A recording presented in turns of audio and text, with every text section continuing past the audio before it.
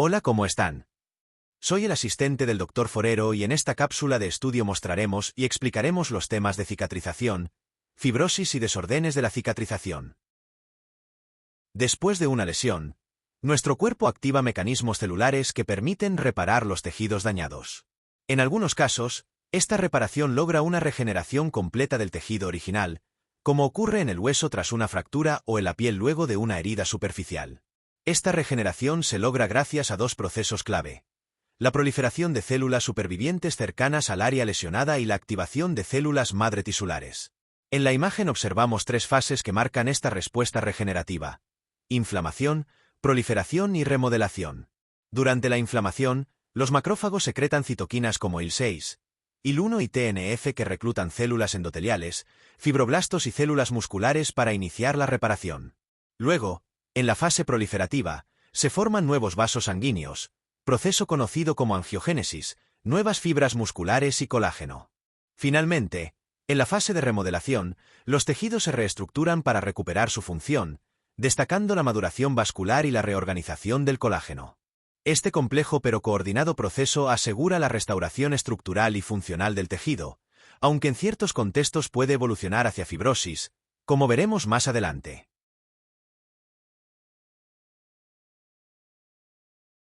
En esta diapositiva vemos un ejemplo clásico de regeneración completa: la reparación de una fractura ósea.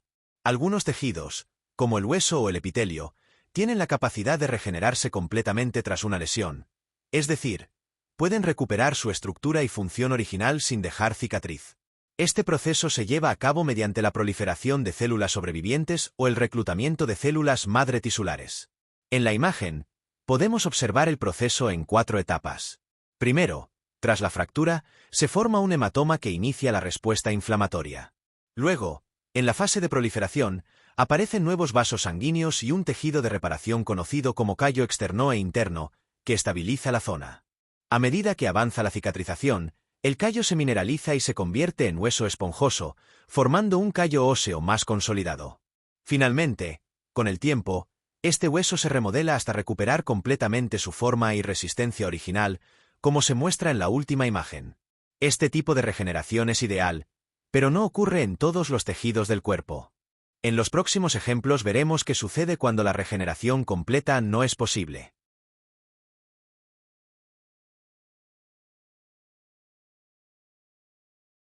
A diferencia de la regeneración completa, en la mayoría de los tejidos del cuerpo, la reparación es limitada. Cuando una lesión es extensa y compromete tanto el parénquima funcional como el estroma de soporte, el cuerpo no puede regenerar completamente la estructura original.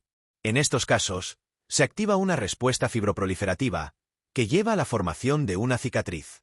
Esta cicatriz se forma por el depósito de colágeno y otros componentes de la matriz extracelular, producidos por fibroblastos. Aunque esta reparación permite cerrar la herida y mantener la integridad del tejido, no recupera la función original en su totalidad. En la imagen vemos un ejemplo típico: una cicatriz cutánea, donde el tejido epitelial ha sido reemplazado por tejido fibroso. Esta es una estrategia de defensa del cuerpo para restaurar continuidad, aunque sea a costa de perder función específica.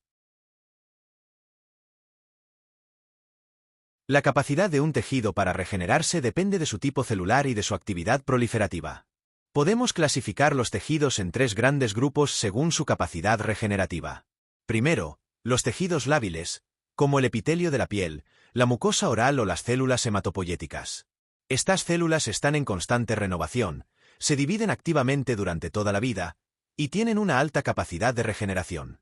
Segundo, los tejidos estables, como los hepatocitos, fibroblastos o células endoteliales. Estas células normalmente están en reposo, pero pueden entrar en ciclo celular y proliferar en respuesta a una lesión. Y tercero, los tejidos permanentes, como las neuronas, los miocitos cardíacos y las células del músculo esquelético. Estas células no se dividen después del nacimiento, por lo que su capacidad de regeneración es prácticamente nula. El diagrama central muestra el ciclo celular y los puntos de control donde se regula la proliferación celular.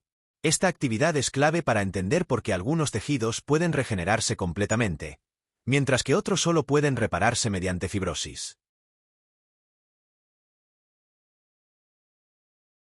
Los tejidos lábiles están formados por células que se encuentran en división continua. Estas células se reemplazan constantemente como parte de su función fisiológica normal. Un ejemplo clásico lo encontramos en la piel, donde las células basales de la capa más profunda del epitelio se dividen continuamente.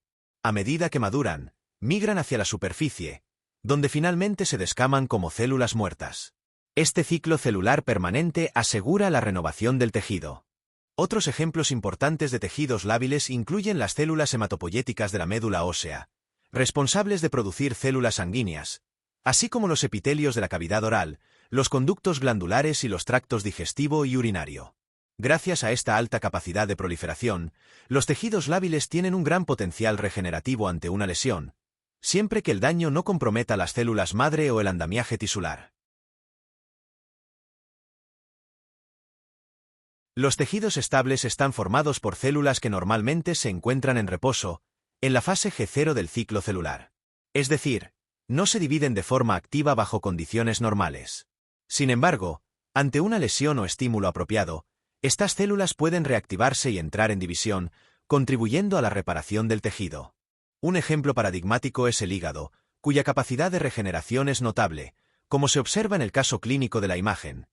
Luego de una hepatectomía parcial, el tejido hepático restante es capaz de regenerarse funcionalmente.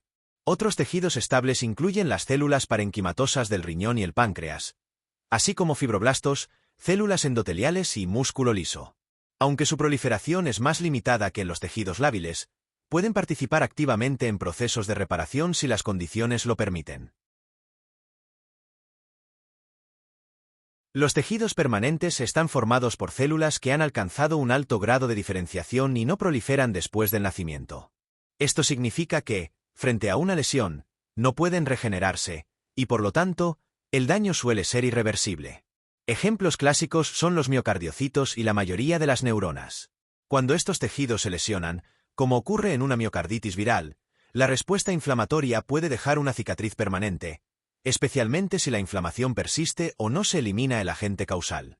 En la imagen observamos distintos escenarios de evolución de la miocarditis, desde una recuperación completa, hasta formas crónicas que generan miocardiopatía dilatada o inflamatoria, donde la arquitectura del tejido cardíaco se altera de forma definitiva. Este tipo de reparación, al no implicar regeneración, se basa principalmente en la formación de tejido cicatricial, lo que compromete la función original del órgano. Los mecanismos de regeneración tisular son especialmente evidentes en los tejidos lábiles, aquellos que están en constante renovación. Cuando se produce una lesión, las células dañadas pueden ser reemplazadas rápidamente gracias a la proliferación de células residuales o la activación de células madre tisulares. Este proceso se da siempre que la membrana basal del tejido se mantenga intacta, lo que permite una regeneración organizada. Un buen ejemplo es la regeneración de células sanguíneas, donde las células madre hematopoyéticas presentes en la médula ósea se diferencian en células de la serie mieloide o linfoide.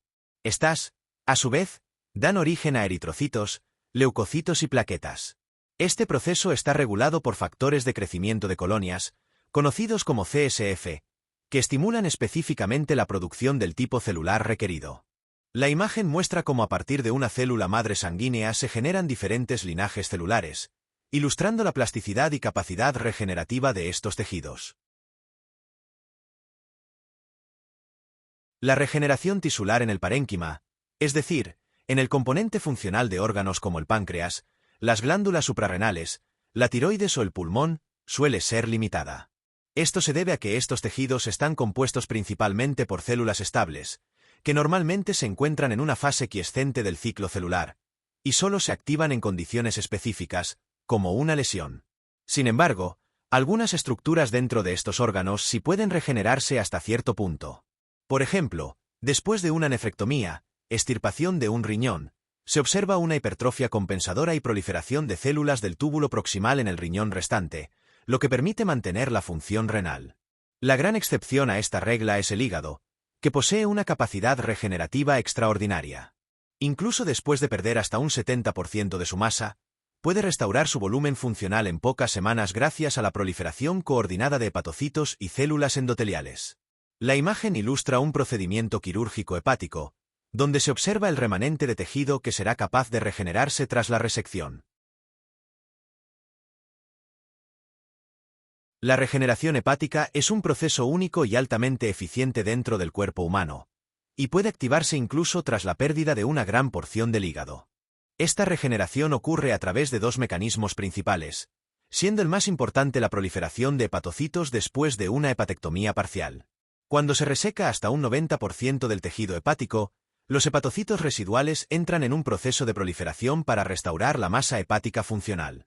Este proceso se inicia con una fase de sensibilización previa, donde las células de Kuafer liberan citocinas como TNF e IL-6, preparando los hepatocitos para salir de su estado quiescente.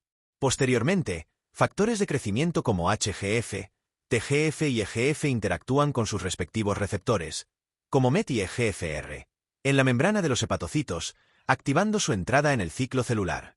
Así, los hepatocitos transitan desde la fase G a G, iniciando la proliferación celular. La imagen a la derecha ilustra claramente este proceso escalonado, desde la activación inicial hasta la replicación celular, destacando el papel central de las señales polipeptídicas y citocinas en este fenómeno regenerativo.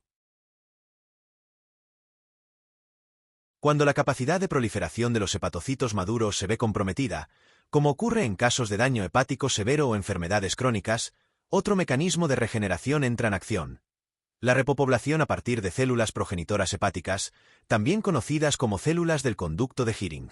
Estas células progenitoras, localizadas en la interfaz entre el sistema de conductos biliares y los hepatocitos, pueden diferenciarse tanto en hepatocitos como en colangiocitos, permitiendo así la restauración de ambas líneas celulares hepáticas. En la imagen observamos cómo diferentes señales moleculares, como WNT, TUEAC y NACH, activan o dirigen la diferenciación de estas células progenitoras hacia un fenotipo hepático o biliar, según sea necesario. Este proceso resulta esencial en situaciones donde la regeneración por hepatocitos ya no es suficiente, como en la cirrosis o en hepatitis crónicas. Así, los conductos de Hering actúan como reservorios celulares que, en condiciones críticas, permiten mantener la función hepática mediante la regeneración dirigida a partir de estas células menos diferenciadas. Cuando el tejido dañado no puede regenerarse completamente, el organismo recurre a un mecanismo alternativo: la reparación por depósito de tejido conjuntivo. Este proceso es mediado principalmente por macrófagos tipo M2, que tienen funciones reparadoras. Los macrófagos eliminan restos celulares y tejido muerto, y además liberan factores de crecimiento como TGF y FGF, que estimulan la proliferación de fibroblastos. Estos fibroblastos son responsables de sintetizar colágeno y otros componentes de la matriz extracelular, lo que permite formar tejido de granulación. En la secuencia de imágenes observamos cómo, tras una lesión tisular, se desencadena un proceso inflamatorio que da paso a la formación de tejido de granulación, compuesto por fibroblastos, células endoteliales y una matriz laxa. Este tejido luego se remodela progresivamente hasta formar una cicatriz fibrosa. Este tipo de reparación se inicia dentro de las primeras 24 horas y el tejido de granulación es visible entre los días 3 y 5, marcando un paso clave hacia la cicatrización definitiva. La angiogenia es el proceso mediante el cual se forman nuevos vasos sanguíneos a partir de vasos preexistentes. Este mecanismo es esencial durante la reparación tisular, ya que asegura el suministro de oxígeno y nutrientes a los tejidos en regeneración. Durante este proceso, las células endoteliales responden a factores angiogénicos, principalmente el VEGF, que promueve la vasodilatación y el aumento de la permeabilidad vascular. Como vemos en la imagen, el VEGF también facilita la degradación de la membrana basal y el reclutamiento de pericitos, lo que permite la migración y proliferación endotelial. Sin embargo, los nuevos vasos presentan uniones interendoteliales incompletas, lo que genera fugas vasculares, responsables del edema que frecuentemente acompaña a las heridas en cicatrización. Finalmente, estas células endoteliales se organizan para formar el tallo vascular, que se alarga y da origen a un nuevo vaso sanguíneo funcional, completando así un paso clave en la restauración del tejido dañado. El tejido de granulación representa una etapa clave en la reparación tisular. Se forma a partir de la migración y proliferación de fibroblastos, acompañada del depósito de tejido conjuntivo laxo. Este tejido es rico en vasos sanguíneos de nueva formación, producto de la angiogénesis, y contiene también leucocitos intercalados, principalmente macrófagos. La imagen muestra un claro ejemplo clínico donde se observa tejido de granulación rojo, húmedo y con una textura granular característica. Esta apariencia se debe a la alta vascularización y a la actividad celular intensa que ocurre durante este proceso reparativo. La cantidad de tejido de granulación formado dependerá del tamaño de la lesión y de la intensidad del proceso inflamatorio previo. Es un tejido transitorio, que posteriormente será reemplazado por tejido cicatricial maduro, marcando el paso hacia la resolución de la herida. La remodelación del tejido conjuntivo es la etapa final del proceso de reparación. A medida que avanza la cicatrización, el tejido de granulación se enriquece con fibroblastos y matriz extracelular, formando una cicatriz que progresivamente se organiza y madura. Este proceso implica la reorganización de colágeno y componentes de la matriz por acción de metaloproteinasas, permitiendo que el tejido reparado adquiera una mayor resistencia mecánica. Aunque no recupera totalmente la funcionalidad del tejido original, esta cicatriz puede remodelarse con el tiempo, haciéndose más compacta y menos vascularizada. La imagen ilustra las fases secuenciales de reparación, desde el sangrado inicial, pasando por la inflamación, la fase proliferativa con formación de tejido de granulación, hasta llegar a la fase de remodelación, donde se observa una piel aparentemente restaurada, aunque con una arquitectura alterada respecto al tejido original. La reparación tisular no ocurre de manera uniforme en todos los individuos ni en todos los tejidos, ya que diversos factores sistémicos y locales influyen significativamente en su evolución.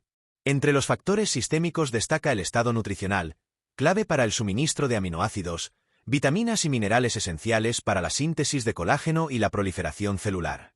El estado metabólico, como ocurre en la diabetes mellitus, puede retrasar o dificultar la cicatrización por alteraciones en la vascularización, inflamación persistente y estrés oxidativo.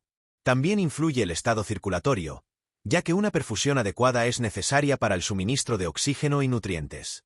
En este contexto, las hormonas, especialmente los glucocorticoides, pueden interferir negativamente inhibiendo tanto la inflamación como la reparación. Otros aspectos importantes son el tamaño y localización de la lesión. Los tejidos bien vascularizados cicatrizan más rápido, mientras que las cavidades como la peritoneal pueden acumular exudado y retrasar la organización. El tipo de tejido también importa. Los tejidos lábiles como la mucosa intestinal se regeneran con facilidad, mientras que los permanentes, como el músculo cardíaco, forman solo cicatriz. Finalmente, los factores locales, como infecciones, isquemia, tensión mecánica sobre la herida o presencia de cuerpos extraños, pueden complicar o retrasar considerablemente el proceso de reparación.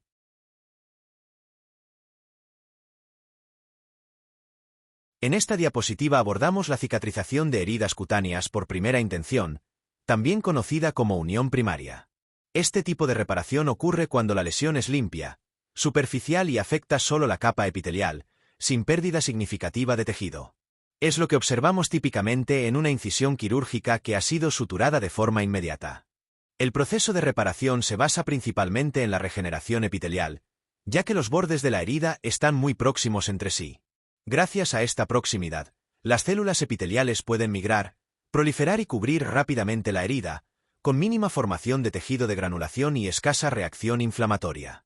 Como resultado, se forma una cicatriz lineal delgada, con una restauración funcional y estructural casi completa de la piel. Este tipo de cicatrización es el modelo ideal de reparación tisular, al cual se comparan otros tipos de curación más complejos. En esta diapositiva revisamos la cicatrización por segunda intención, también conocida como unión secundaria. Este tipo de reparación ocurre cuando la pérdida de tejido es extensa, como en el caso de heridas amplias, abscesos, úlceras o necrosis isquémicas, como un infarto. A diferencia de la primera intención, en estos casos los bordes de la herida no están próximos y no pueden unirse fácilmente. Por lo tanto, el proceso de reparación es más complejo y requiere tanto regeneración como cicatrización. Hay una mayor formación de tejido de granulación, que debe llenar el defecto antes de que el epitelio pueda cubrir la herida. Este proceso implica más inflamación, mayor cantidad de fibroblastos y vasos sanguíneos, y una producción más abundante de matriz extracelular. Como resultado, se forma una cicatriz más grande y visible, y la contracción de la herida puede alterar la función del tejido. Este tipo de cicatrización es más lenta y con mayor riesgo de complicaciones. En esta diapositiva abordamos un aspecto clave del proceso de reparación: la resistencia de la herida. Las heridas que han sido cuidadosamente suturadas pueden recuperar aproximadamente un 70% de la resistencia mecánica de la piel normal. Sin embargo, una vez que se retiran los puntos de sutura, usualmente después de una semana, la resistencia cae considerablemente, llegando a un 10% en comparación con una piel no lesionada. Este dato refleja la importancia del proceso de maduración tisular, que ocurre después de la cicatrización inicial. En esta fase, se reorganizan las fibras de colágeno y se remodela la matriz extracelular, permitiendo un incremento progresivo de la fuerza tensil a lo largo de semanas o incluso meses. Como muestra el esquema, este proceso abarca 4 etapas principales: hemostasia, inflamación, proliferación y maduración, cada una con un rol clave en la restauración de la integridad estructural del tejido dañado. Por otra parte, en esta diapositiva abordamos la fibrosis en órganos parenquimatosos, un proceso patológico clave en muchas enfermedades crónicas. La fibrosis hace referencia al depósito excesivo de colágeno y otros componentes de la matriz extracelular, MEC, en un tejido. Aunque a veces usamos los términos cicatriz y fibrosis como sinónimos, existe una distinción importante. La cicatriz suele ser el resultado de un proceso de reparación tras una lesión aguda, mientras que la fibrosis generalmente se da en un contexto crónico, asociado a inflamación persistente. Este depósito anómalo de colágeno en órganos como el hígado, pulmón o riñón puede alterar su arquitectura y comprometer su función, contribuyendo a la progresión de enfermedades como la cirrosis hepática, la fibrosis pulmonar idiopática o la nefropatía crónica. En la imagen podemos observar cómo el colágeno teñido de rojo se acumula en el tejido, reemplazando progresivamente las estructuras normales del órgano.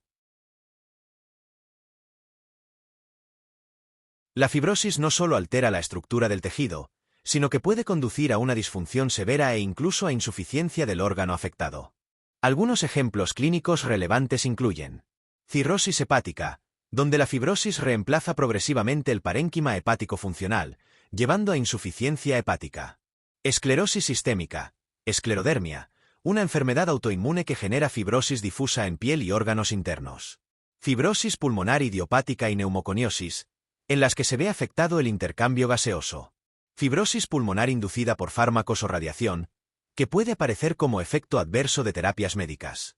Enfermedad renal crónica en fase terminal, donde la fibrosis reemplaza las nefronas funcionales. Pericarditis constrictiva, en la que la fibrosis del pericardio limita el llenado cardíaco. La imagen ilustra cómo la fibrosis puede bloquear conductos y estructuras funcionales, como ocurre con la mucosidad en los bronquios y conductos pancreáticos, situación típica en enfermedades como la fibrosis quística.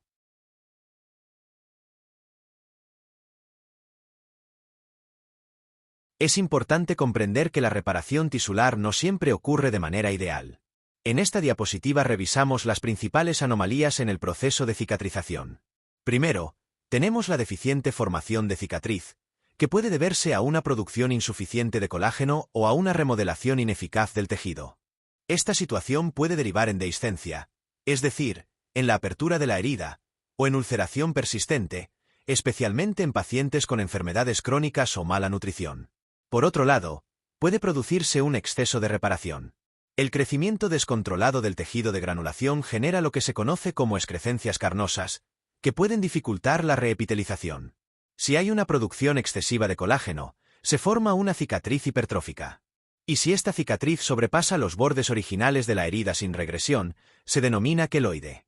Por último, está la formación de contracturas, una complicación grave. Aunque cierta contracción es esperada y útil, cuando esta es excesiva, puede generar deformidades funcionales como la garra de la mano o limitaciones en la movilidad articular, especialmente en quemaduras.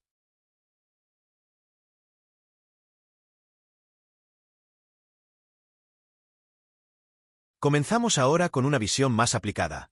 La ingeniería de tejidos odontológicos, una disciplina emergente que busca reconstruir tejidos dañados utilizando una combinación de ciencia de materiales, biología celular e ingeniería. En el esquema al centro de la diapositiva, se muestra un enfoque clásico para la ingeniería de tejidos. Todo comienza con la aislación de células específicas, que pueden ser células madre o células diferenciadas del propio paciente. Estas células son luego cultivadas en condiciones controladas, en sistemas bidimensionales, y posteriormente sembradas en andamios tridimensionales porosos, que actúan como soporte físico para permitir su organización y crecimiento. El corazón del proceso es la matriz de soporte, que puede ser natural o sintética, y está diseñada para imitar las propiedades del tejido que se desea regenerar. Esta matriz se combina con moléculas bioactivas, como factores de crecimiento y pequeñas moléculas, además de nanopartículas que pueden modular procesos celulares o servir como vehículos para liberar fármacos de forma localizada. Una vez que el tejido ha sido organizado estructural y funcionalmente, puede ser trasplantado al paciente con el objetivo de restaurar la función perdida. Este ciclo representa una estrategia altamente prometedora para regenerar estructuras dentales, tejido periodontal, pulpas dentarias e incluso hueso alveolar. La relevancia de esta área es creciente, especialmente frente a patologías crónicas, traumatismos o cirugías invasivas donde los mecanismos de reparación naturales no son suficientes. En odontología, estas estrategias ofrecen una alternativa al reemplazo convencional, buscando regenerar en lugar de simplemente reparar. Muchas gracias. Nos vemos en una próxima ocasión.